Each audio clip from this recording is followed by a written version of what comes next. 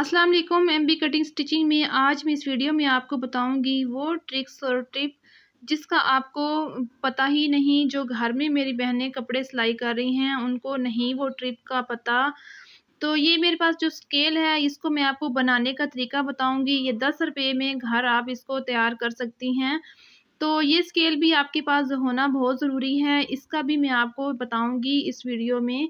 तो पहले मैं आपको इंच टेप के बारे में समझाऊँगी, यानी कि आपके पास इंच टेप किस तरह की होनी चाहिए। ये देखें, ये जो इंच टेप है इस तरीके से तो इसके इंच शुरू हो रहे हैं, यानी कि ये देखें 1, 2, 3 ये हमारे इस तरीके से इंच शुरू हो रहे हैं। तो हम इससे साइज़ लेते हैं। तो ये जो एंड होती है, एंड वाला दूसरा जो इसका इंच टेप का सिरा होता है, इस तरीके से यहाँ से भी इंच टेप जो शुरू होती हैं वो वाली इंच टेप लेनी चाहिए। देखें, ये दोनों तरफ से इंच टेप के हिस्से हैं, वो वाली आपने इंच टेप लेनी है। तो ये देखें, इसमें बहुत आसानी होती है, वो ये कि हम अगर कोई साइज़ ले रहे हैं, कोई कटिंग कर रहे हैं, तो हमारे हाथ से जब छूटती है, हम रखते हैं साइज़ लेने के लिए, तो हम जिधर से भी उठाएँगे, जिस तरफ से उठाएँगे, दोनों तरफ से इंच टेप के हिस्से होंगे, तो हम दोनों तरफ से साइज़ अपना ले सकते हैं। ये नहीं कि हम ढूँढ रहे होते हैं कि दूसरा हिस्सों वाला सिरा किधर है। तो आपने ये वाला इंच टेप लेना है जो दोनों तरफ से उसके इंच आ रहे हैं। अब मैं आपको वो ट्रिक बताऊँगी जो आप यानी कि इस्तेमाल करके जो इस तरह आपने डिज़ाइन बनाना होता है ट्राउज़र पे या अपने स्लीव से, तो उसमें से आपने डिज़ाइन में आप मान लीजिए कि आपके 36 इंच का 36.5 इंच का ट्राउज़र है, तो उसमें से आपने 5.5 इंच को माइनस करना है, निकालना है।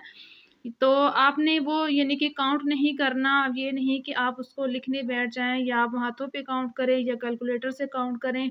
तो इसी इंच टेप के में मैं आपको बताऊँगी कि आपने किस तरीके से निकालना है। तो आपने अगर यानी कि बनाई है शलवार, आपने 36.5 इंच की आपने शलवार बनानी है, ट्राउज़र बनाना है, तो इसमें से आपने 5.5 को निकालना है।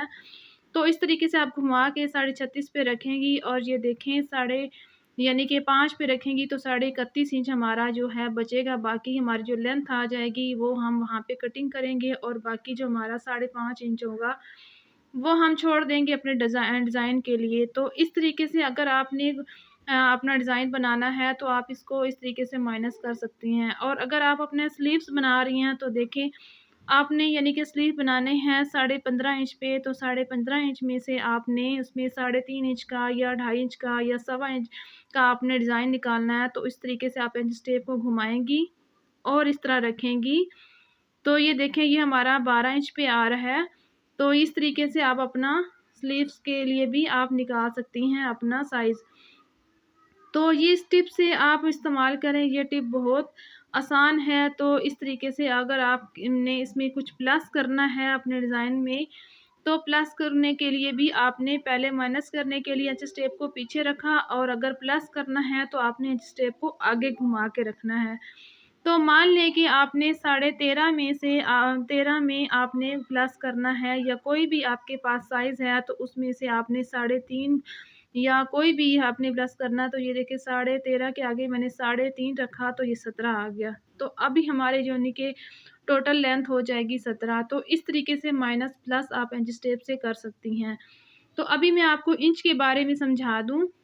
ये हमारे पास जो इंच टेप है, ये देखिए यहाँ पे इतना जो होता है इसमें गैप, ये हमारा 1 इंच बनता है और इसके जो दरमियान में लाइन होती है ये हमारा यानी कि आधा इंच होता है। तो इसमें जो लाइनें हैं आधा इंच के जो दरमियान में एक लाइन होती है लंबी, वो हमारा होता है सवा इंच। यानी कि जो छोटी-छोटी लाइन होती हैं ये पॉइंट होता है। जिस तरीके से हम साइज़ लेते हैं, हम कहते हैं 1 इंच 1 पॉइंट या सवा इंच कह लें या 1.5 इंच 1.5 इंच। तो ये हमारा साइज़ होता है। तो आप देखें, इसको सूतर भी कह सकते हैं। और अभी मैं आपको शर्ट की लेंथ के बारे में बताती हूँ। जिस तरह हमारे शर्ट का जैसे कोई भी हमारा साइज़ है, चलो जी मान लें कि हमारी यानी कि शर्ट का साइज़ है 40.5 इंच, यानी 40 इंच आ रहा है और उसके ऊपर हाफ़ आ रहा है, तो हम उसको बोलेंगे कि हमारे 40.5 इंच।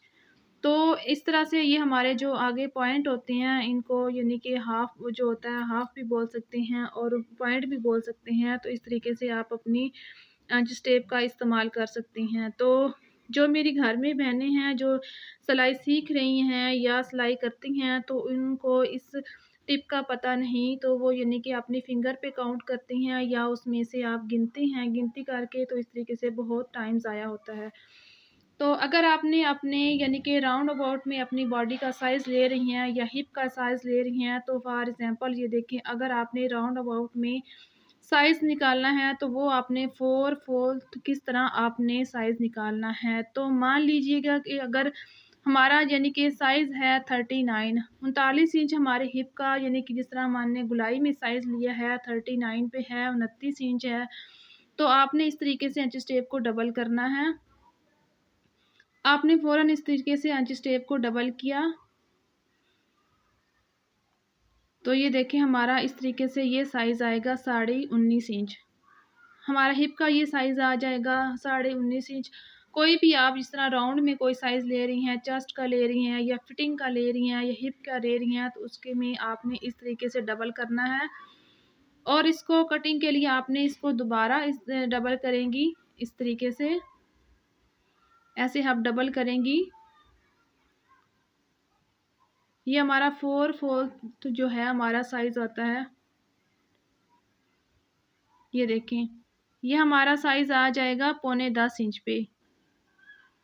ये हमारा 9.25 इंच पे साइज़ आ जाएगा। तो इस तरीके से आपने 4th फोल्ड में ये हमारा साइज़ इस तरीके से निकालते हैं। तो ये तरीका बहुत आसान है, आपने कोई भी लेना, जिस तरीके से हम तीरा भी लेते हैं, हम कहते हैं 14 इंच का तीरा है, तो हम उसका 7 करते हैं। तो इसी तरीके से आप डबल कोई भी आपका साइज़ है तो इंच टेप को घुमाएँ, डबल करें, तो आपका ये साइज़ निकलेगा। तो अभी मैं आपको एक दफ़ा और समझा दूँ कि आपने जिस तरीके से आपने हिप का यानी कि राउंड अबाउट में साइज़ लिया है, जिस तरह आपका साइज़ आएगा जी, आपका 42 इंच साइज़ आएगा, यानी कि ये 42 इंच साइज़ है। तो इसी तरीके से आपने इसको डबल करना है, या आपका 42.5 आ गया, या 42.25 कोई भी आपका साइज़ आ गया, तो इस तरीके से आपने इंच टेप को घुमाना है। आपने करना, ये देखें 21 इंच पे आ रहा है, और इसको एक दफ़ा फिर घुमाएँगे, तो जो आपका निकलेगा साइज़, वो आप कटिंग के लिए यूज़ करेंगी।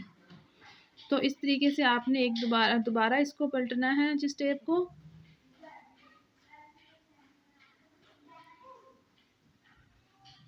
ये देखें इस तरीके से आप घुमाएंगी, तो आपका ये साइज़ आएगा। ये देखें, ये 10.5 इंच पे आपका साइज़ आएगा। तो आप कटिंग के लिए ये अपना 10.5 इंच पे आप इसका साइज़ ले सकती हैं। तो ये बहुत आसान है तरीका।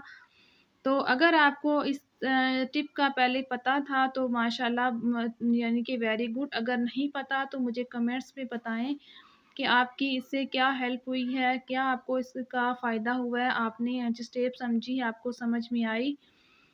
तो ये वाले ये देखें तरीका, ये आप कर सकती हैं, आपको बहुत ही आसान लगेगा, बहुत ही फ़ायदा इससे होगा, इसमें आपका काम जल्दी होएगा, कटिंग आपकी बहुत जल्दी होएगी। जिस तरह आप साइज़ लेती हैं और जल्दी आपने इंच टेप को घुमाया, और इसी में आपने डिवाइड भी इसी इंच टेप से किया, और इसी में से आपने इसमें प्लस भी किया, आपने पॉइंट में भी इसी तरीके से निकाल सकती हैं। तो अभी मैं इस स्केल के बारे में आपको बताऊँगी, स्केल आपने कैसे बनाना है। इस पे कोई मेहनत नहीं करनी, आपने सिर्फ़ इसको सर्च करना है स्केल को।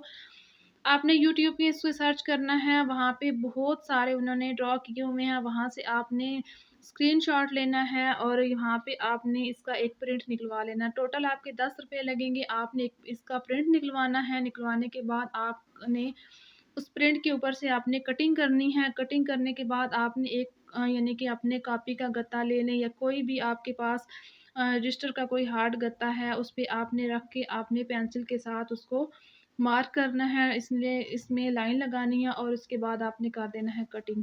इसका बहुत फ़ायदा है, आपने जो मेरी बहनें सीख रही हैं उनके लिए तो बहुत ज़रूरी है। उस इससे कंधे की कटिंग बहुत ही खूबसूरत होएगी। और आप अगर गले की यानी कि बैन के लिए गुलाई कर रही हैं, तो इससे गुलाई करना भी बहुत ही आसान है।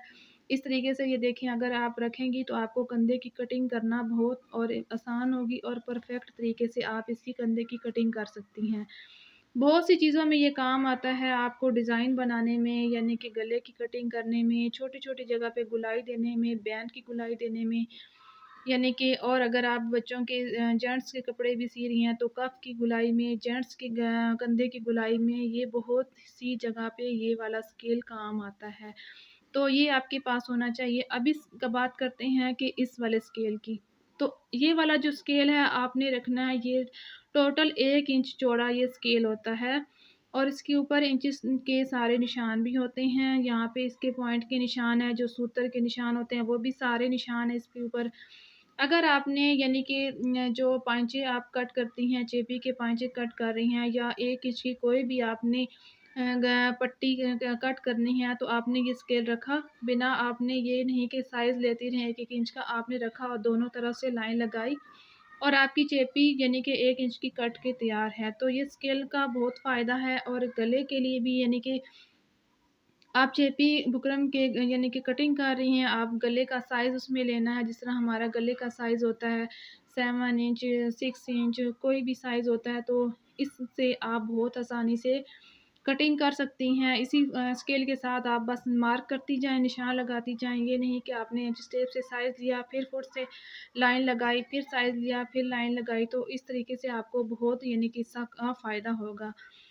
और अब हम बात कर लेते हैं जी चॉक की। ये मेरे पास जो चॉक है, ये यानी कि आपने जो चॉक लेना है, अगर आपके पास 1 कलर का है या 2 कलर का, जो भी आपको अच्छा लगता है, इसको इस्तेमाल किस तरीके से करना है, आपने चॉक को पकड़ना है। आपने कभी भी चॉक को इस तरीके से सीधा इस्तेमाल नहीं करना, वरना चॉक टूट जाएगा। आपने हमेशा चॉक को कोने से पकड़ के इस्तेमाल करना है। इस तरीके से लाइन भी अच्छी आएगी और आपका चॉक भी ख़राब नहीं होगा। और हमेशा आपने जो चॉक लेना है वो अच्छे वाला लेना है। अक्सर मुझे यानी कि पूछा जाता है कि चॉक के निशान नहीं लगते या आप लगाते हैं तो उनके निशान वो जाते नहीं हैं, तो वो अच्छा चॉक नहीं होता। वो चाक की 2 किस्में होती हैं, एक यानी कि हल्का होता है, नॉर्मल होता है, तो उसके निशान अच्छे नहीं आते और एक अच्छे वाला होता है, वही टेलर यूज़ करते हैं। तो आपने चॉक हमेशा अच्छे वाला लेना है। तो ये वाला जो चॉक होता है ये अक्सर टूट भी जाता है, मेरे से भी टूट गया था, मैंने एल्फ़ी लगा के इसको जोड़ लिया।